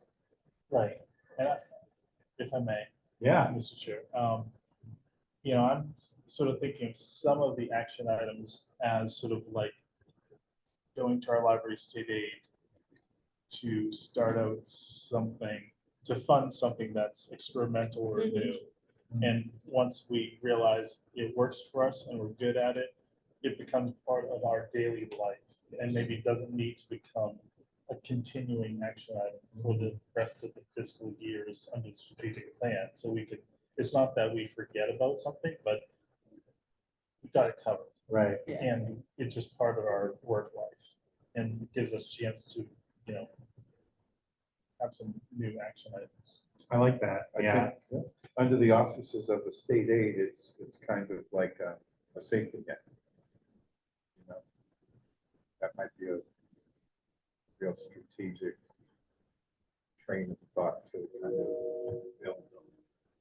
I think that's very forward thinking. One thing I also just want to mention that Kay and I spoke about this morning was hopefully the board and library administration being flexible in the future in case things need to be tweaked, because the strategic plan has very specific objectives in it. And we now have money for the design of phase 1. That's a reality. That's going to happen. So there may be some tweaks or changes based on new information. I don't have anything in mind. I think we encourage that. Yeah. I mean, That was the whole idea. we expect that and hope for that and are open-minded about it. So that's why like phase 1 of the construction is sort of sprinkled throughout here, because those 4 phases are really, really important to the future of this library. And they need to take precedence and help. Maybe that's not the right term, but they are so important that they need our full support. And if it means an objective needs to be tweaked or an action item is maybe changed a bit and not exactly the way we thought, hopefully the board understands and is flexible. Yeah, that was something we talked about when we were finishing the strategic plan, was that the action items were always meant to be illustrative as opposed to required. Yeah. Right?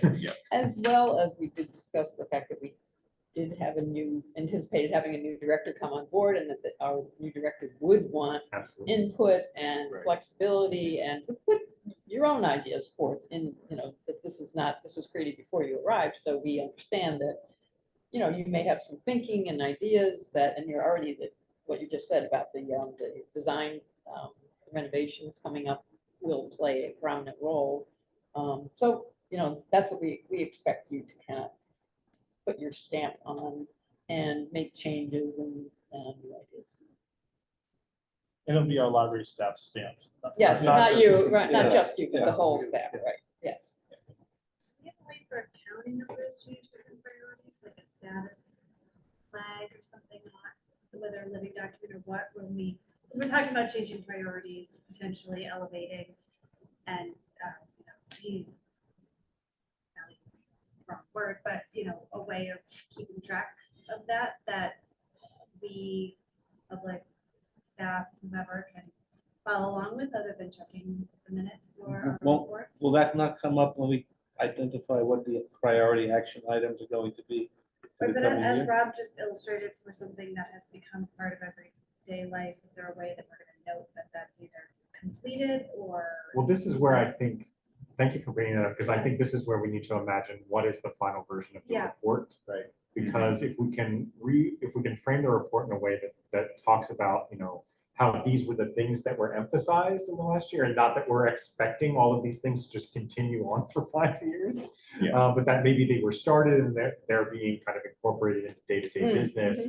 So that we have a sense that like when we have priority items per year, those are kind of new initiatives and things that we are doing in new ways, maybe. And so we're running out of time tonight, so I don't want to belabor this, but I think maybe this is a conversation that we should have between now and June, so we can imagine how we can shape that as something we bring up in the agenda at the next meeting. I would just throw up what I remember from my deal days with closing checklist type status follow-up, where Yeah. it's like, we can either do red, yellow, green, or however we want to designate, or we could say fiscal year 2025. And I think we had a discussion about not mapping out every single goal Yep. for all 5 years. I'm not saying we have to do that, but once we've had a discussion, we should at least mark it down and say, Yeah. discussed at the May meeting that this is priority, phase 1 priority for highest priority for the next fiscal year, or however. Yeah. that. At the end of FY 27, sorry, we need to be accountable to the community for everything that's here. Yeah, Whether we did it or didn't do it and why, and if there are new things here. So I think that's a great idea that, we have a document that each fiscal year we're adding to, and at the end, it is a complete story of what we've done. You want to help us design? I can, yes, with only the caveat that I'm out of the country for most of the time between June and July. Yeah, gonna be hanging out in Ireland, but yeah. Well, the final before- version doesn't have to be done until Before, 2027. yeah, I so. I can certainly, Rob can probably also, at least you probably know what I'm saying. Yeah, just a sort of a checklist. I mean, to some degree, these updates sort of are a checklist of Yep. priority items. And then ultimately, at the end of the 5-year plan, we kind of collate everything that we've done during 5 years. We'll discuss it in more Yeah. detail in June, but it's good to keep track of it and just keep track of what our relative priorities are each year. Do you want to meet before June, or this is just going to be a discussion? I think this will be a meeting between maybe the chair, vice chair, and director. Kind of mostly just plan out how do we best use our time in June to move forward on some of these things productively with the board. And so focus on that. Yeah, It's almost like we're you're, a process. it's almost like you're new and withdrawn. So we have action items to look at, but then as we are moving forward with it, there might be something that might take, I think this is the word you use, precedent. It might take precedent over it. It doesn't mean that it's not important, but that might be something more feasible. We're at 9 o'clock. I keep going. So we can keep going if we would like to continue the agenda, assuming no one wants to move to adjourn right now. I think what's left will not be Yeah, these are as quick. time consuming as what we've just been through. Okay, then let's plan to continue on and continue the agenda this evening. Uh-huh.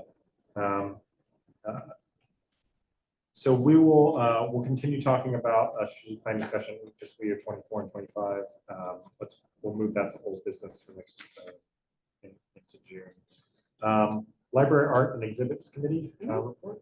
Yes, we don't have anything we need votes on today, but we did have a good meeting in which we went through the Americans Who Tell the Truth exhibit that the LFN is going to fund for us next January. And it's selected this group of 16 large oil portraits. This is what the committee's work was in our last meeting, was to select a variety of people representing different eras, different walks of life, different some civil rights advocates, some health advocates, some people who have speaking for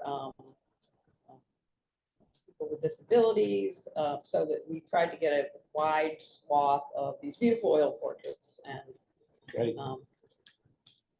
This is what we're going to be displaying. These are the ones received we chose. verification today. farm workers' rights, so we. We did not choose those who might be well known either. Some of them are, but a lot of them are not. Great Yes. portrait gallery. It's a mix of some are current day people like, oh, now I'm forgetting to pronounce her name. She's now a state legislator in Maine. Yes, Dega Dahla. She's a current day state legislator who's been very much an activist. So yeah, that's my report. No votes So needed. that's, yeah, in January. Yes, next. Fabulous. And there's a lecture involved. Yes, January we will be bringing the artist in on January 5th. Robert Shetterly. Yes. Fabulous. Oh, And we received a grant from the Elephant to cover the cost of this entire thing. Thank you. Thank you. MacIver series update. There's not much of an update. You don't get many second chances in life, but I do get a second chance to do the MacIver series, and we'll be doing that this coming year. That was my lack of update. Thank you, Rob. Friends of the Library, any updates, Jay? There's a book sale at the end of this month coming up. So they're going to start to get in gear to prepare for that. We're having a meeting, I think, in early June, the program committee, to talk about the people who are going to be the guest speakers next year. And we already have a few, very impressive speakers scheduled. We haven't announced the schedule yet, but we'll be doing that soon. But all of the events this past year were, I think, pretty much all were sold out in the sense that they were filled. And I think it's fair to expect that these will also be popular. So the other thing I'll mention with regard to the Friends is it's worth you being aware that when we had this Doris Kearns Goodwin event last year, the Friends raised a substantial amount of money that was intended to be allocated to support the community room and other sorts of needs. And that's money that's waiting to be spent. I think that's something also that's been waiting on you a little bit in terms of conversations with the staff to identify, how we want to use that money. But the money was raised for the purpose of giving it to the library for useful purposes, not limited to the community room. But so that's something to put on your agenda.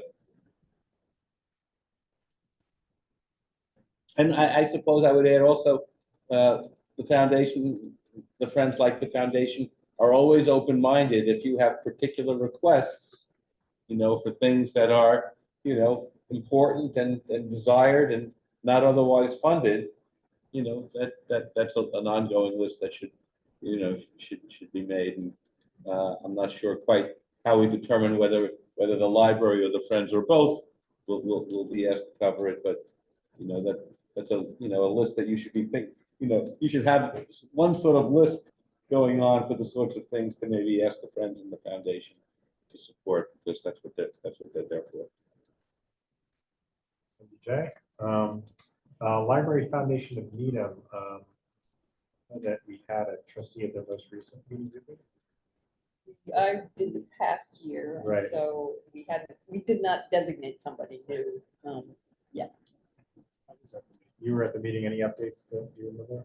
So Beth is coming off as president of the foundation. They're still looking for, as of that meeting a couple weeks ago, new leadership for the foundation. A gentleman attended the meeting who is interested in joining the board, so that was good news. The foundation has just about achieved their goal that they set for themselves 20 years ago, which was to have $2 million. So they're really happy about achieving that goal. And maybe we'll give them a chance to achieve it again at some point. And even to spend it. I should mention, I guess that I spoke with Rob and I guess I was informed that there's been a sort of a customary plan where the former chair would step into the role of being Yes. the liaison with the foundation, and I accepted the Yeah. honor.